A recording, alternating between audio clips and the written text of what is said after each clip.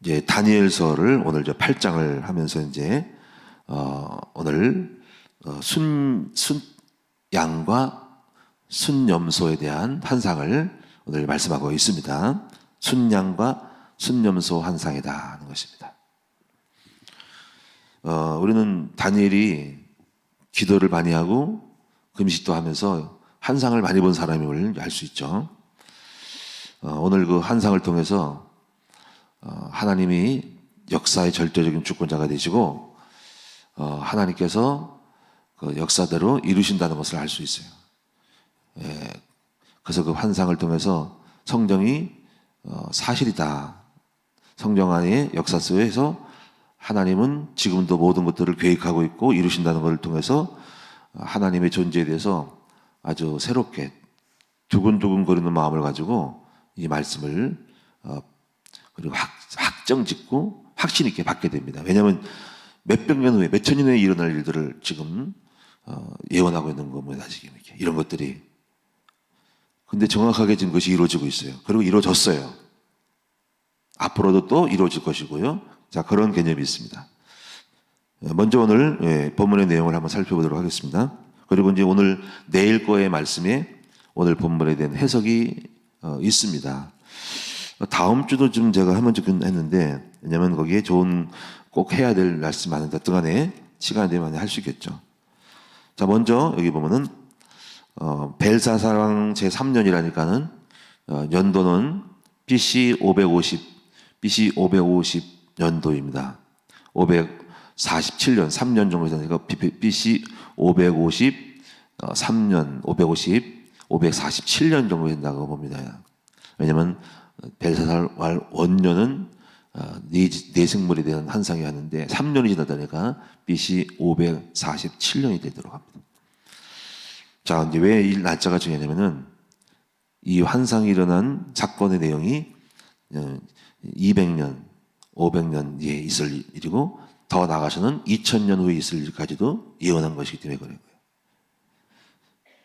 자, 먼저 보겠습니다. 여기 3절에 보니까 이제 이 내용을 보고 해석을 해볼게요. 두 뿔 가진 순양이 섰다. 두 뿔이라 그랬을까? 자, 이 두 뿔이는 지금 메대 파사를 얘기하는 것입니다. 지난번에 얘기한 것처럼 네 생물 중에서 여러분이 그 사자, 곰 얘기했죠, 곰. 그 다음에 표범. 사자는 누구랬죠? 바벨론. 그 다음에 곰은 누구예요? 곰은 메데파사. 표범은 헬라. 그 다음에 작은 뿔 가진 10뿔 달린 짐승은 로마라고 그러겠어요. 이런 거를 여러분 잘 아셔야 돼요. 성경을 물으면은 성경이 막연해지던데 성경에 있는 창세기부터 계시록까지 알 일을 힘쓰고 속 사람이 지식이 가득 차야 돼요. 여러분 지식이 있어야지 지혜가 나옵니다. 그 차이가 확신의 차이예요. 확신의 차이. 많이 할수록 확신하고 모르면은 잘 모르겠어요. 근데 성경을 많이 연구하고 파헤칠수록 하나님에 대한 언약의 성취에 대한 신뢰를 갖게 되고 믿음이 만들어지는 거예요. 그 차이가 역사를 바꾸는 거예요. 두 뿔을 가진 수양은 메데파사예요. 나중에 나옵니다.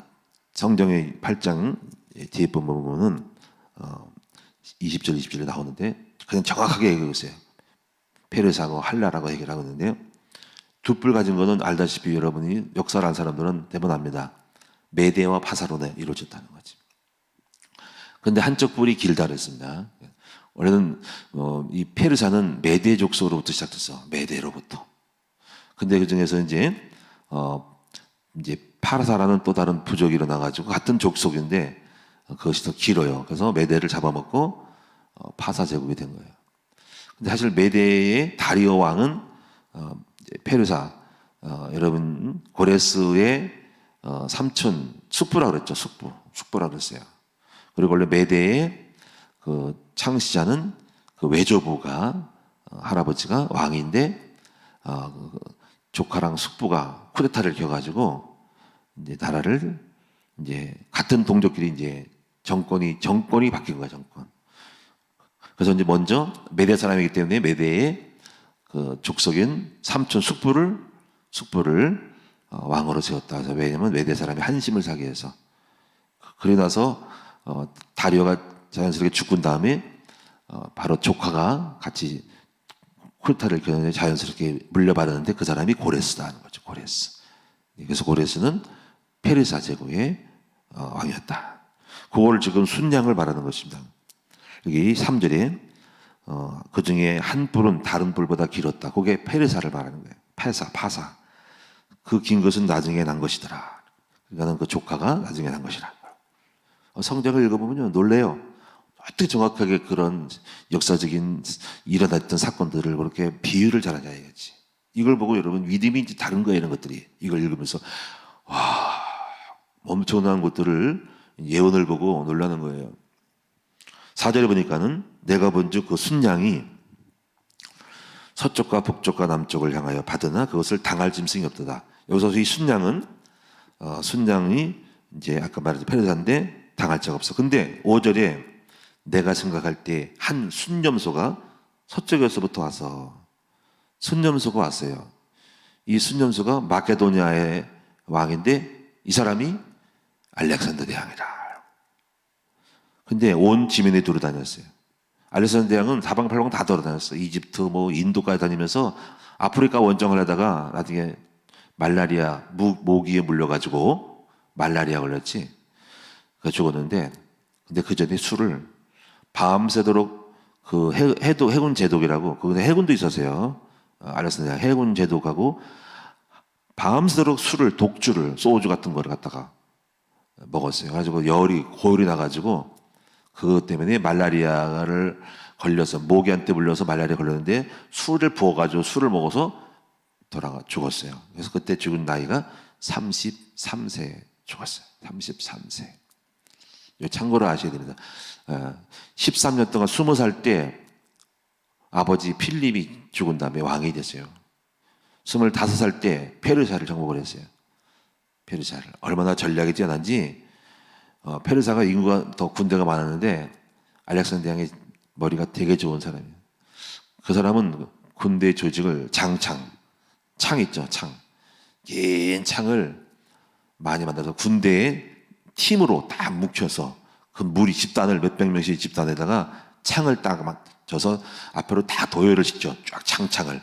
그 당시에 막 말을 타고 달려들어 창이 찔러. 근데 빼곡하게 이렇게 고슴도치 아시죠? 고슴도치 마냥 그렇게 한 일단의 무리들을 갖다가 창을 다 사방 걸어줘. 그냥 찔릴 수가 없어. 창이 있으니까. 창을 안 되면 되는 것 같다. 근데 그 팀이 이동이 빨라. 그거 훈련시켜서. 예? 같이 동시에 이동하는 훈련. 차로, 우로도 해가지고 그냥 해가지고 창이 팍팍 나가면요. 네, 이거를 전술을 당할 자 없어서 다 찔림받아. 말이 막 더더와도 전진하면 그냥 팍 찔려버리고 사방팔방 찔리고 다 던지는 거야. 그리고 이동이 빨라. 착 움직이고 착 해가지고 이렇게 해서 알렉산더 대왕은 장창 부대. 와, 장창 고슴도치 부대를 만들어가지고 가는 곳마다 막 초토화시켰어. 또 이제 전략을 잘 짜가지고 군대가 이길 수가 없었어. 그래가지고 어마어마한 군대가 다 깨졌어요. 다 깨졌어. 그래가지고 이 사람이 머리가 좋아. 알렉산더 대왕이. 그래서 25살이면 만으로 쳐도 27살인데 페르시아 제국을 이겨버렸어요. 그래서 이제 여기 보니까는 5절에 또 주목할 것이 한 순념소가 서쪽에서부터 와서 온 지면에 두루 다니되 땅에 닿지 아니하며. 이 말이 묘하지 않아요? 염소가 땅에 닿지 않는데 날아다니는 거지. 그만큼 빨라. 그게 이제 그래서 알렉산더 헬라 제국을 표범으로 비유하는 거야. 표범. 짐승으로 할 때 표범 보세요. 땅에 안 닿도록 표범이 뭐 치타 종류 표범 엄청 빠르다는 거지. 표범이 확 그냥 그만큼 신속하고 기동성이 뛰어나고 막 날아다니면서 제국을 그 주변 지역을 마케도니아 지역을 인도, 이집트 뭐 아프리카까지 지나가려니까는 다 싹 쓸어버렸어.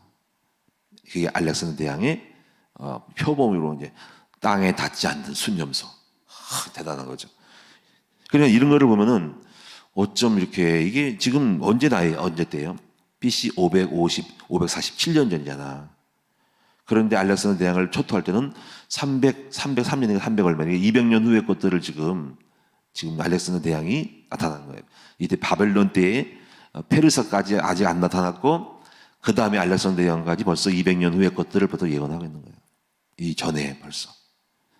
이걸 하고 나는 놀라는 거예요, 어떻게 성경이 이게 뭐지? 이 미래를 어떻게 아는 거죠? 하나님이 계획했으니까 지혜로운 하나님의 사람에게 다 알려주는 거야. 여러분, 하나님은 일을 행하는 여호와, 그것을 지어 성취하는 여호와야. 저는 이렇게 느껴요. 느부갓네살이 꿈을 꾸게 된 것도 하나님이 다니엘을 높여주려고 꿈을 주신 거야. 그래서 아무도 못 해석해가지고 다니엘만 해석하게 만들려고 사건을 만든 거야. 이상한 꿈을 줘. 꿈을 줘가지고 성공시키려고 꿈을 줘서 그 다니엘이 해석하게 만드는 거예요. 하나님이 우리를 맘먹고 성공시키려면요, 하나님이 우리에게 맞는 것들을 갖다가 그 자리에 앉혀주고, 내가 맞는 것들을 해주고, 또 내만이 알 수 있는 것을 풀어서 답을 얻도록 그렇게 해줘요. 다윗이 성전을 인구조사한 것도 저는 다윗이 잘못했다기보다도 잘못을 하게 만들어서 하나님이 회개해로 성전을 회개의 제사로 아라나와의 타작마당을 사가지고 성전을 짓겠다는 것이 솔로몬 성전인 거야. 솔로몬 성전을 짓게 하려고 어떻게 보면 다윗의 마음에 흑암의 역사에서 했다는 거지. 그러면 이런 거를 잘못 해석하면 예정론이 되는 거거든요. 이걸 보고 칼빈이 이것까지 깊이 들어간 사람의 칼빈은 그래서 하나님이 모든 걸 예정했다는 말을 하게 되는 거예요. 네? 이 깊은 거예요. 그러니까 이게 단순히 우리가 해서 된 거, 다시 죄를 져서 이렇게 됐다가 아니라 미리 벌써 하나님이 다 지금 어떤 목적을 만들기 위해서, 결과를 만들기 위해서 그것을 일으키고 다 앞죄를 제비했다는 거지. 하나님은 우리의 수를 읽고 있고 우리 인생길을 다 알고 있고 축복들 전에 어떻게 축복받을지를 다 지금 꾸며가지고 우리를 축복받을 수밖에 없도록 만들어줘.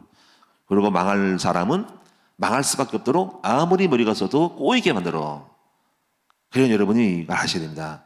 여호와 하나님이 함께하지 않으면 세우는 자의 수가 없다 하는 것을 알게 되기 때문에 여러분, 우리는 겸손하고 하나님만 의지되고 하나님의 축복 주시는 통로인 복음만 잡아야 되고 전도자가 되어야 돼. 이런 사람은 하나님이 축복을 만들어서 갖다 붙여줘. 이런 믿음을 가져야 됩니다. 자, 그래서 세상의 열왕이 아무리 머리 똑똑하고 성공한다 할지라도 하나님의 은혜가 아니면 안 된다는 것을 아는 사람들은 겸손할 수밖에 없어. 자, 두 염소에 보세요. 두 염소의 두 눈 사이에는 현저한 뿔이더라.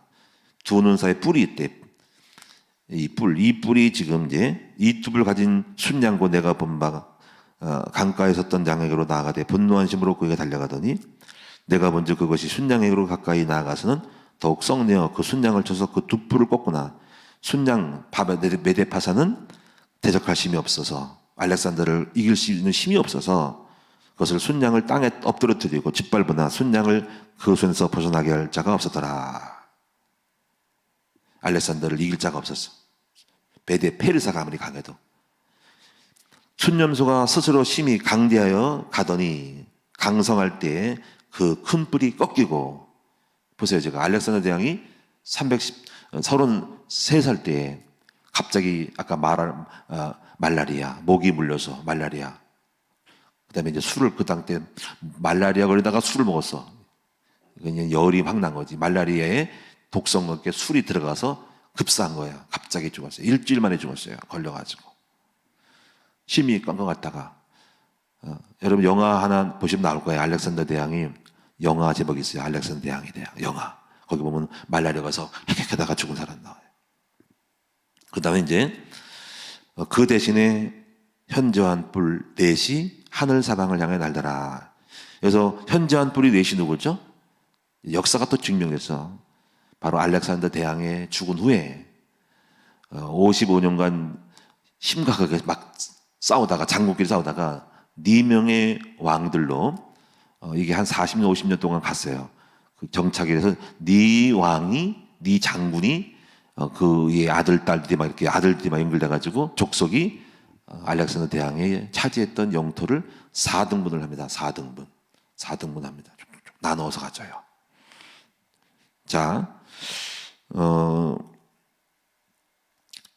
자, 여기서 이제, 이렇게 돼서 이제, 그런데 그 네 장군 중에, 잘 또 보세요. 장군 중에, 그 장군 중에 하나가 이제 이스라엘 쪽을, 차지했던 장군의 아들이 있어. 이제 그 내용이 9절에, 그중 네 뿔 중에서 한 뿔에서 또 작은 뿔이 나와. 이거는 고 안티오코스 에피파네스 4세라 그래요.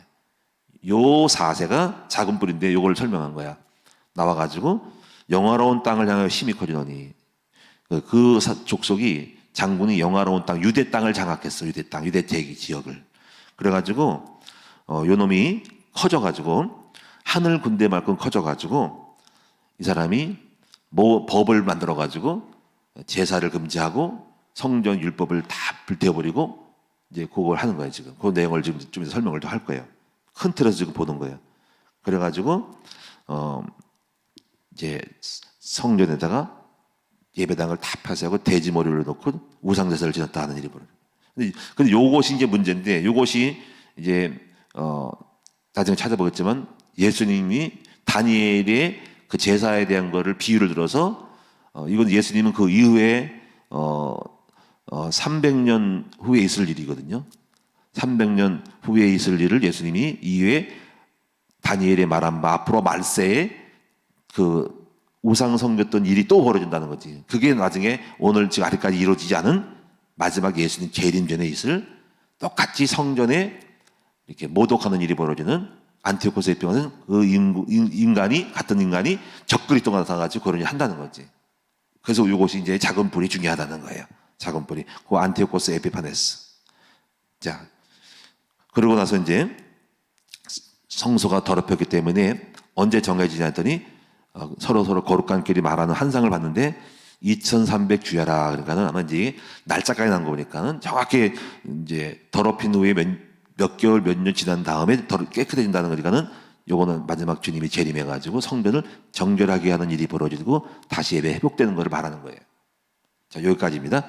요거를 좀 더 설명을 아까 보충해서 설명을 할게요.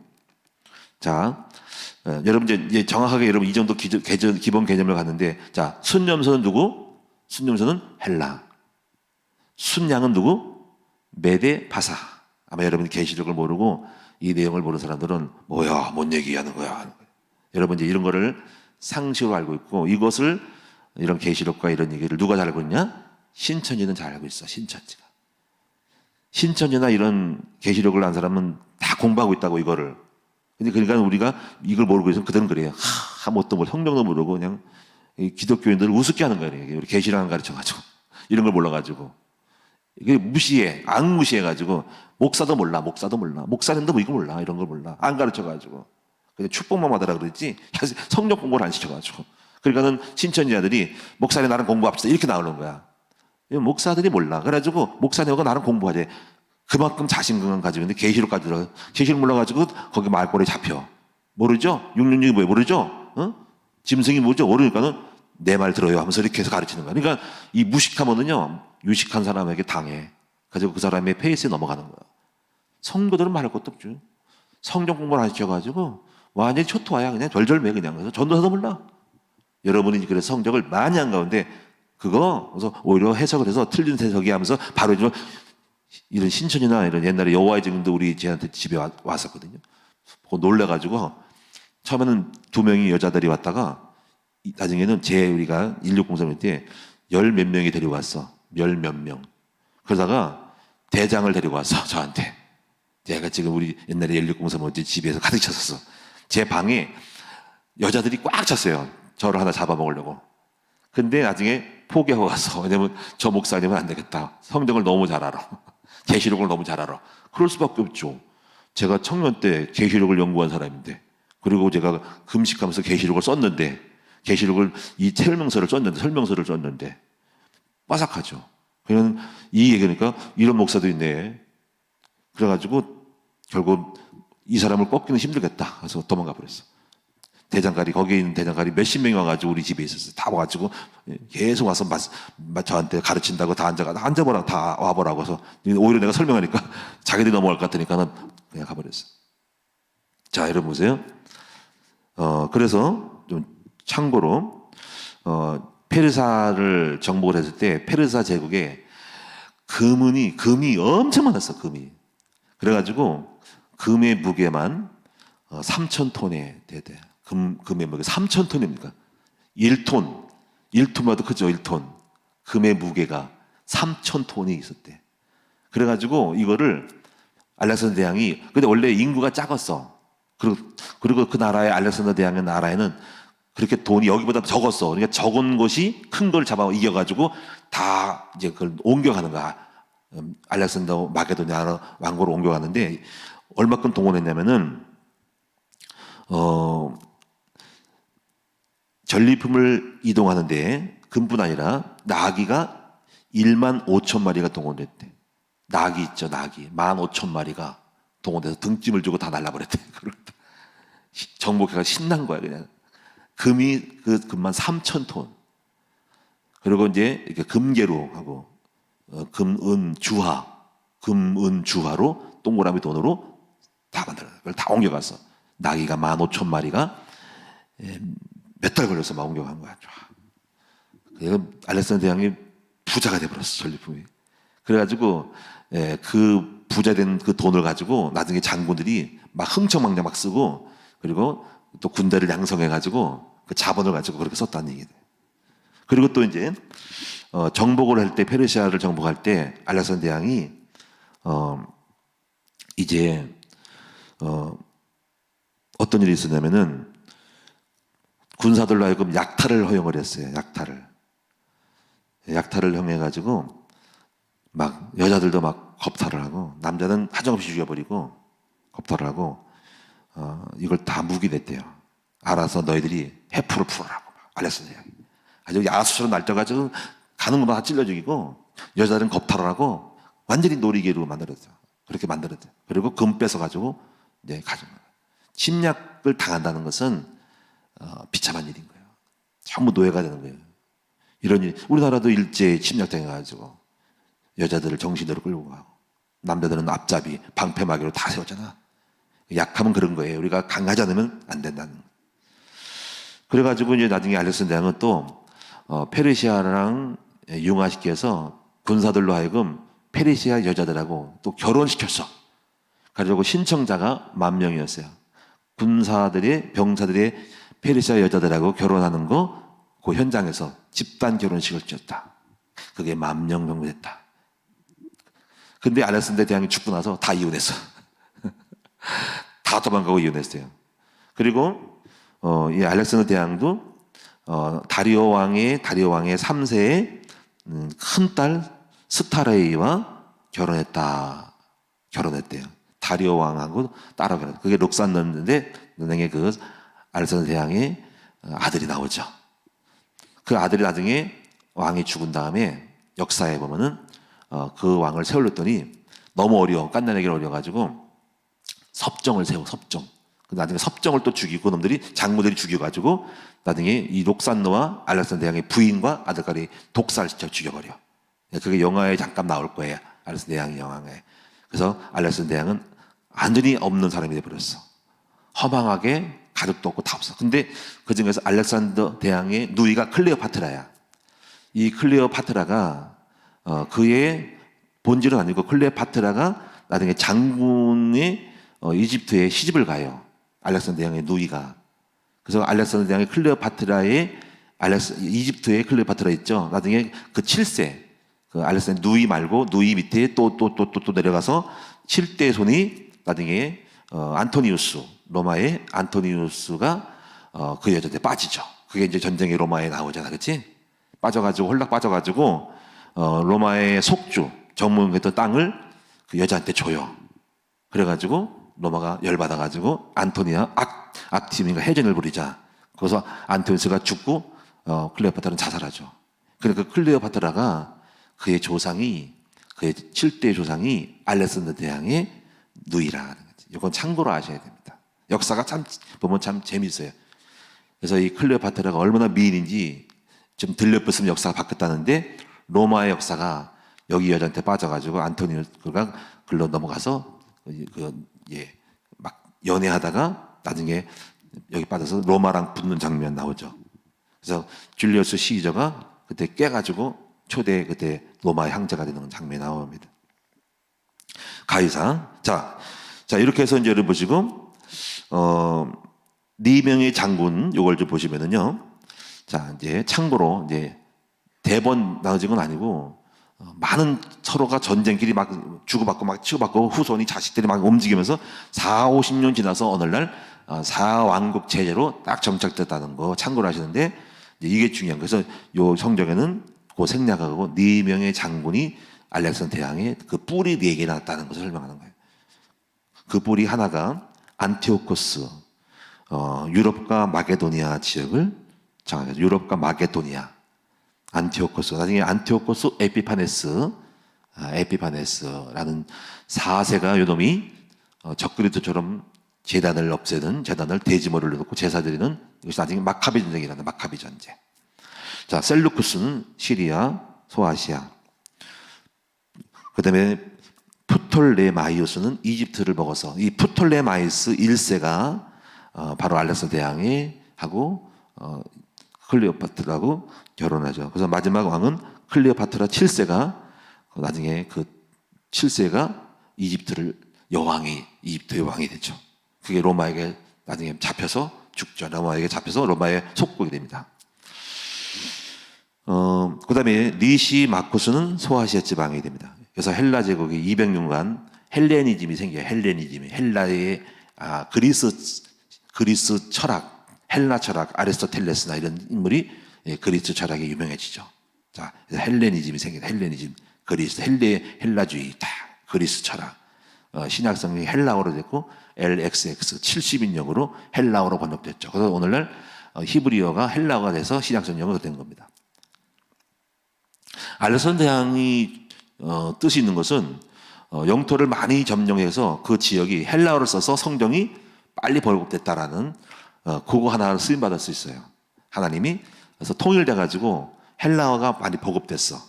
그래서 성경을 많이 퍼지는 데 굉장히 유익된 하나의 받침이었다라는 거 참고로 하셔야 됩니다. 자, 여기서 이제 우리가 안티오코스 에피파네스에 대해서 아까 안티오코스 후손인 중에서 1세가 지나고 2세가 나오고 3세가 나오고 4세 중에서 아까 여기 성경에 보니까는 그 중에서 한 뿔이 9절에 작은 뿔을 낳았다는 말이 요 안티오코스 에피파네스예요. 근데 안티오코스 에피파네스는 에피파네스란 말이 안티오코스는 원래 이름이고 에피파네스는 별명 같은데 이거는 제우스 신의 현현, 이래서 제우스 신의 현현 이런 표현인데 유대인들은 자기들의 예배를 금지하고 번제와 제사를 드리지 않게 하고 성전을 모독하니까 그들을 이름을 약간 틀어갔죠. 이렇게 와서 에피파네스에서 에피마네스라고 불렀어요. 에피마네스 미친놈 이런 뜻이 돼요. 그러니까 신의 현현이 아니라 미친놈이라고 이렇게 해서 비꼬 오는 정도로 유대인들은 그를 싫어했고 말 꼬리를 잡아서 에피마네스에서 미친놈이 왔다. 안티오코스 미친놈이라고 유대인들 사이는 불렀다는 거 참고로 아시면 되겠습니다.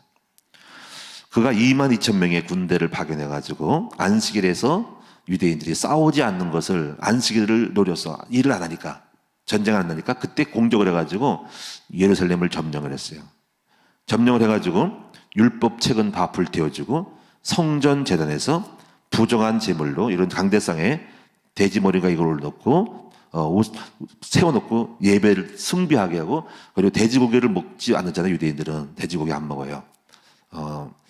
이슬람 사람도 안 먹어요. 근데 돼지고기를 강제로 먹게 했어. 그래가지고 법적인 금령을 딱 내리죠.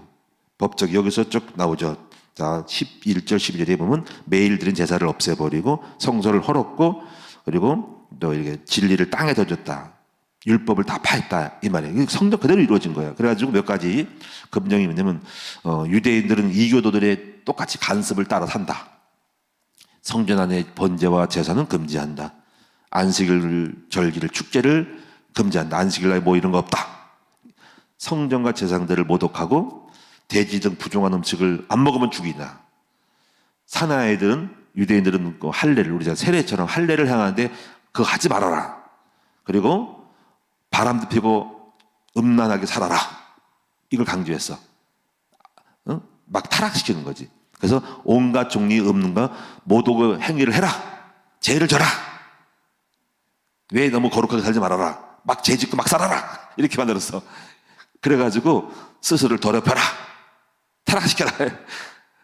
이게요, 법으로 그렇게 제지를 해. 그래가지고 이렇게 해야 되는데, 그런 어떤 강조했더니 문제가 생겼어. 한 지방에 제사장 가문인데 헬라의 간원들하고 거기 짝꿍이 된 매국놈들이 와가지고 그렇게 하라고 했더니 그 마따디아라는 나이가 많은 할아버지 회장이 그 놈들을 죽여버렸어. 그렇게 하니까는 창으로 찔러서 막 해쳐버려, 칼로 쳐버렸어. 응? 그러니까 난리 났죠. 소위 말해 일본 군사를 찔러 죽인 거야. 일본 군사를, 일본의 순사를, 군인들을. 그리고 도망갔어. 산으로. 가지고 그 마따디와 일부 마엘 주민이 산으로 도망가서 100여 명이 도망갑니다. 가지고 헬라하고 붙어요. 싸움이 벌어져. 그래서 계속 그것이 항쟁이 벌어져요. 항쟁이. 그러다가 아마 1년간을 할전을 하고 싸우다가 그 마따디아라는 할아버지 회장은 돌아가시면서 아들들이 요한, 시몬이 이어서 헬라 제국하고 군대로 해서 싸웁니다. 그 중에서 세 번째 아들이 마카비예요. 마카비. 유다 마카비가 있어. 이 유다 마카비가 그 항전을 이어서 크게 세워요. 그래가지고 이 사람이 많이 이겨가지고 정말 헬라가 못 이길 만큼 커졌어요. 가지고 이 사람이 세운 이게 왕조가 있는데 왕조를 세워서 이게 103년 동안 가서 이것을 갖다가 하스모니아 왕조라 그래요. 하스모니아. 유대 나라의 하스모니아. 왜냐하면 하스몬이라는 종족이 원래 이름이 하스몬이라는 종족이야. 그게 유다 마카비가 셋째 아들이 항쟁해가지고 전쟁을 이겨가지고 우리 못 이기지 해가지고 요새를 만들어서 딱 버텨가지고 하스몬 왕조가 103년까지 갑니다. 103년까지. 가지고 BC 104년에서 기원전 140년 전에서 BC 37년에서 따지면 103년 바로 나중에 헬라의 누구죠? 로마의 헤롯 왕이 로마가 커져가지고 알렉산더를 먹은 다음에 헤롯 왕이 들어와서 그 땅을 총독으로 와가지고 헤롯 왕이 여기를 전쟁에서 로마가 이겨요. 그래가지고 그때 당하죠. 그래서 그때 막을 내리는데 하스모니아 왕조가 103년 동안 됐다. 기억하셔야 돼요. 근데 하스모니아 왕조는 엄청나게 힘이 강해가지고 다윗과 솔로몬 시대만큼 땅을 영토를 차지했다. 더 넘치게 차지했다. 굉장한 사람들이었어요. 여기서 이제 우리가 이제 하시딤이라는 어떤 그 하시딤이 이제 이 마카비 그 하스모니아 왕조를 도와가지고 싸워 이기는 일조였는데 그 하시딤에서 유대인의 패가 나옵니다. 세 패가.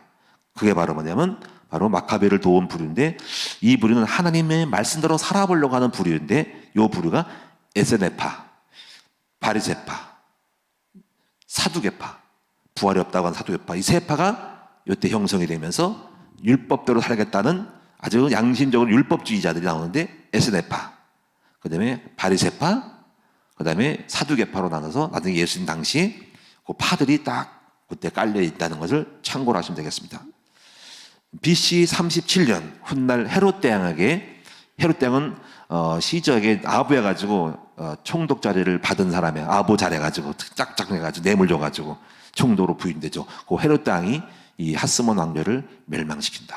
이렇게 참고로 보시면 되겠습니다. 자 이제 역사를 보면은 참 재미가 있고 여러분이 좀 공부를 해야만이 깊이 많이 파악을 해야만이 이런 이야기들을 알 수가 있는데 참 재미가 있어요.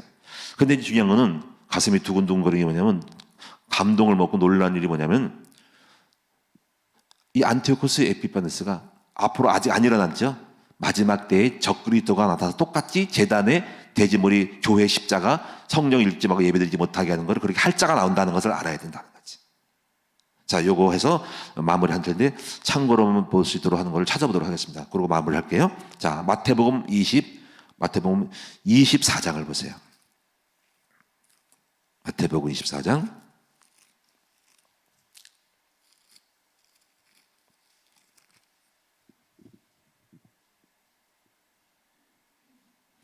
24장 15절입니다.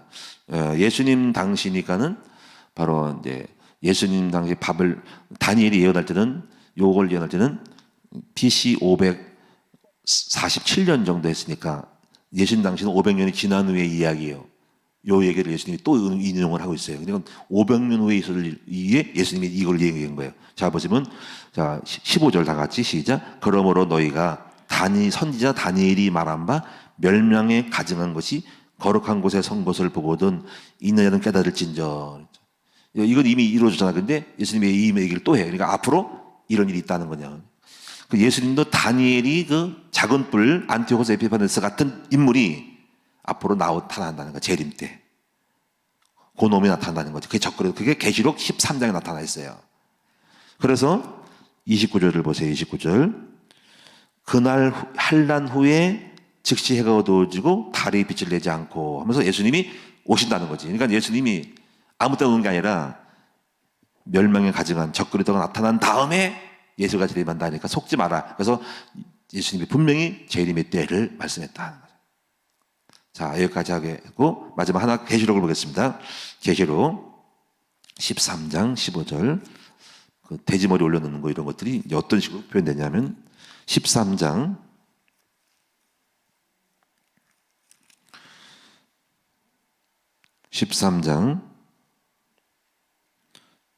15절 한 절만 읽겠습니다. 15절 다 같이 시작.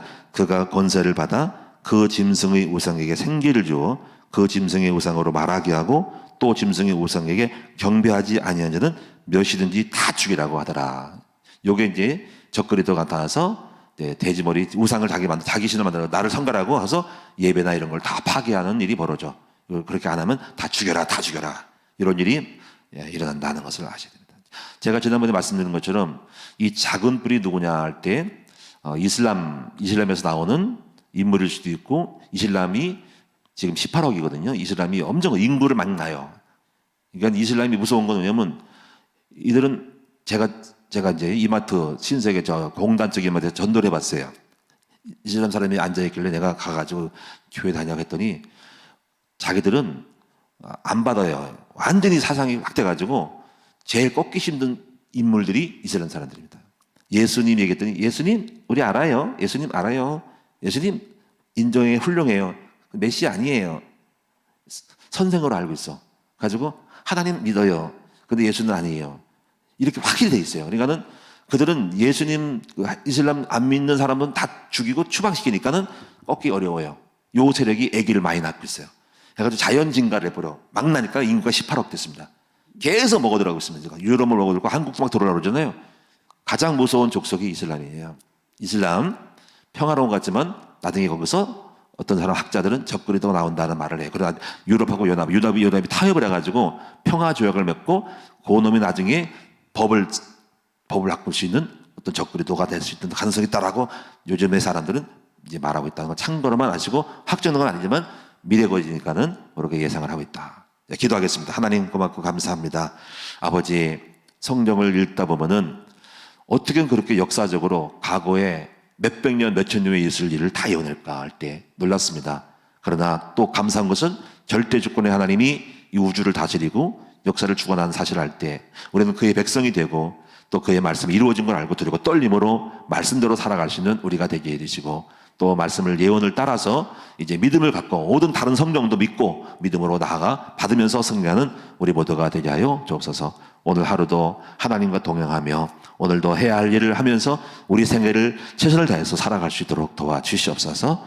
우리가 살아있는 동안에 전도를 열심히 하고 많은 영혼들을 구원하는데 우리가 힘을 쓰고 그리고 주의 뜻을 이루는데 힘을 쓰는 주의 종들의 교회와 가정이 되게 하여 주옵소서. 오늘로 예물 드린 정도를 다 기억해 주시고 하나님이 물질의 큰 복을 이 땅에 사는 동안에 아버지 부족함이 없이 채워주시고 건강의 복도 허락하여 주옵소서. 예수 그리스도의 이름으로 기도드리옵나이다. 아멘.